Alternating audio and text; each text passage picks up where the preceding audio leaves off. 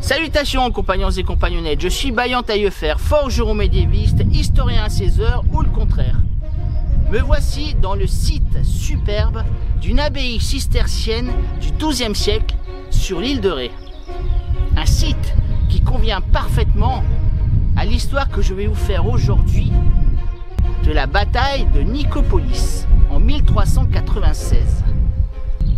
Jean sans peur, appelé Jean Monseigneur jusqu'à son adolescence, à l'âge de 17 ans, Jean va s'embarquer dans une aventure exceptionnelle, la croisade de Nicopolis.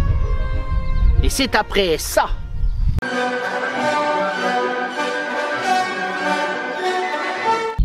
Jean sans peur, appelé Jean Monseigneur jusqu'à son adolescence, est à présent devenu comte de Nevers et il a pu se marier à l'âge de 14 ans, en 1385.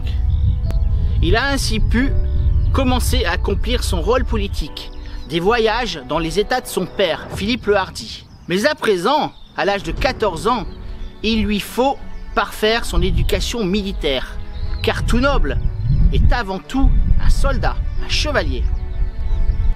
Évidemment, Jean sans peur, qui ne s'appelle pas encore comme ça, est déjà un excellent cavalier. Il chasse depuis sa plus tendre enfance avec son père Philippe le Hardi et il apprend le métier des armes en compagnie de conseillers militaires de son père.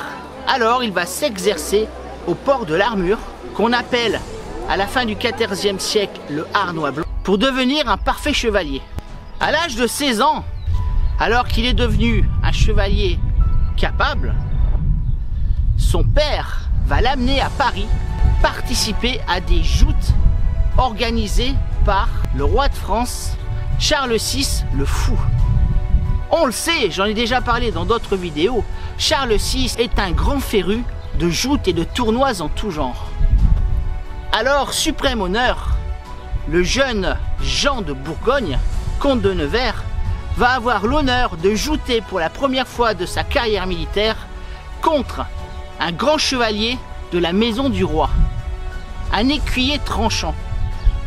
On sait au Moyen-Âge que tout ce qui se rapporte à la maison du roi et à la vie domestique compte parmi les meilleurs conseillers du roi de France.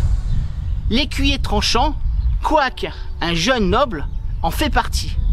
Et c'est un suprême honneur pour Jean de se mesurer à un tel homme. Jean pourra montrer sa bravoure lors de ses joutes et il montrera aussi sa reconnaissance, car quelques décennies plus tard, il offrira une superbe coupe en or chargée de joyaux à son premier partenaire de joute médiévale. Son père, Philippe le Hardi, lui a fait faire une armure, le harnois blanc, c'est-à-dire l'armure de plate. Les plates, ce sont ces plaques de métal extrêmement épaisses que le maître forgeron, le batteur d'armure, va transformer en pièces d'armure. L'armure est complète, avec seulement aux jointures, dans l'entrecuisse, au niveau du cou, sous les aisselles, de côtes de mailles, afin de supprimer les points faibles de l'armure. Et évidemment, à cette époque, dans la mode militaire, on porte ce qu'on appelle le bassinet à mésailles en bec de passereau. C'est exactement le casque que je vous montre ici à l'image. Alors évidemment, les joutes et les tournois, c'est pas mal pour montrer sa bravoure. Mais Jean attend plus, il attend une aventure militaire. Et son père va la lui donner. Il s'agit de la croisade de Nicopolis de 1396. À cette époque, on le sait, depuis la dernière croisade, l'Empire turc a étendu sa souveraineté sur une partie de l'Europe.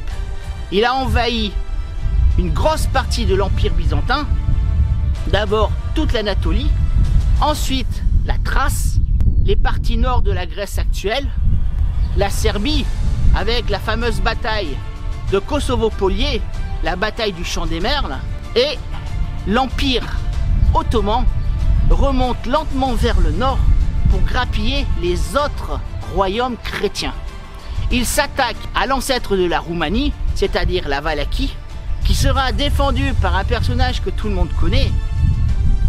J'ai nommé Vlad Tepes, aussi appelé Vlad l'Empaleur, mais que tout le monde connaît sous le nom de Vlad Dracula. L'Empire ottoman s'attaque également à la Hongrie et à la Bulgarie. Alors, le Basileus, le maître de Constantinople, va appeler tous les grands seigneurs de l'Occident à la rescousse pour organiser une grande croisade pour rejeter l'Empire ottoman vers l'Anatolie, au-delà du Bosphore.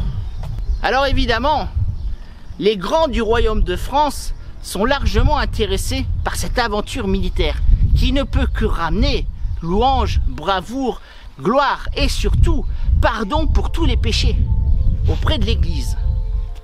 En France, les grands personnages vont être le premier fils de Philippe le Hardi, donc le successeur à la maison de Bourgogne, j'ai nommé Jean, comte de Nevers.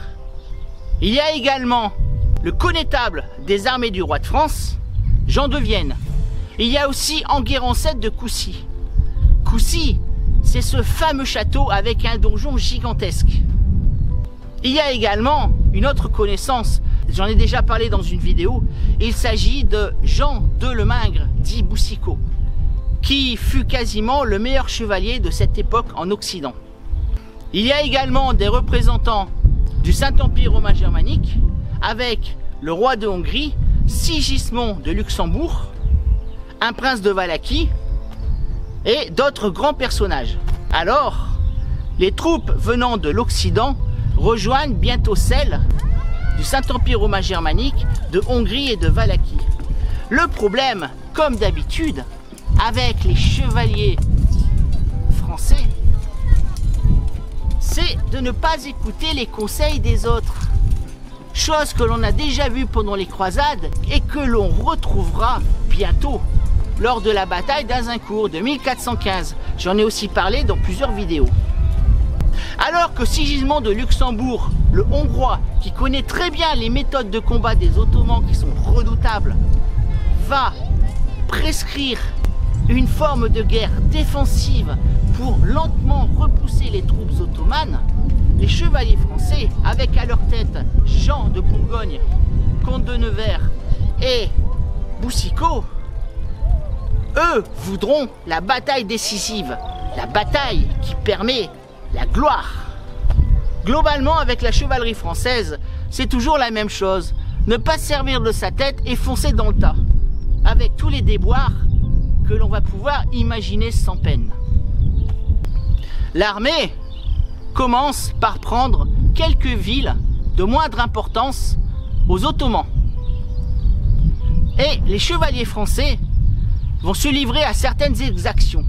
Des otages vont être pris, d'autres vont être massacrés, au nombre de 1000 d'après les écrits de l'époque.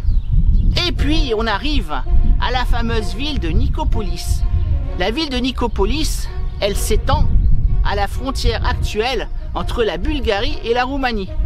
Alors j'espère que cette vidéo vous a plu. Comme d'habitude, likez, posez des commentaires, partagez et abonnez-vous. Portez-vous bien, on se revoit dans une prochaine vidéo sur les temps modernes. Et comme vous le savez, l'histoire, c'est toi qui l'as fait.